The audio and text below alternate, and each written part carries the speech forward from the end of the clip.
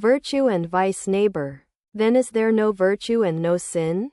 Master. They both exist and do not exist if God keeps the ego in a man. Then he keeps in him the sense of differentiation and also the sense of virtue and sin. But in a rare few he completely effaces the ego and these go beyond virtue and sin. Good and bad. As long as a man has not realized God, he retains the sense of differentiation and the knowledge of good and bad. You may say, virtue and sin are the same to me. I am doing only as God bids me. But you know in your heart of hearts that those are mere words. No sooner do you commit an evil deed than you feel a palpitation in your heart.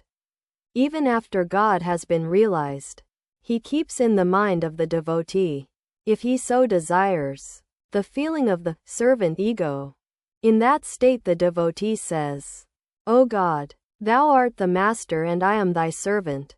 Such a devotee enjoys only spiritual talk and spiritual deeds. He does not enjoy the company of ungodly people. He does not care for any work that is not of a holy nature. So you see that God keeps the sense of differentiation even in such a devotee. Neighbor. You ask us, Sir, to live in the world after knowing God. Can God really be known? Master. God cannot be known by the sense organs or by this mind. But he can be known by the pure mind. The mind that is free from worldly desires. Neighbor. Who can know God?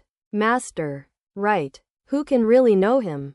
But as for us, it is enough to know as much of him as we need. What need have I of a whole well of water? 1 jar is more than enough for me. An ant went to a sugar hill.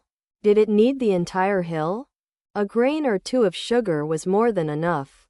Neighbor. Sir, we are like typhoid patients. How can we be satisfied with 1 jar of water? We feel like knowing the whole of God. Master. That's true. But there is also medicine for typhoid. Neighbor. What is that medicine? Sir? Master.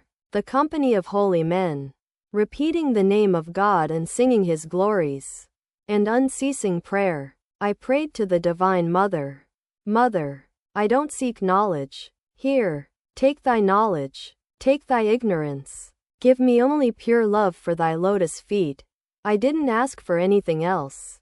As is the disease, so must the remedy be. The Lord says in the Gita, O Arjuna, take refuge in me. I shall deliver you from all sins.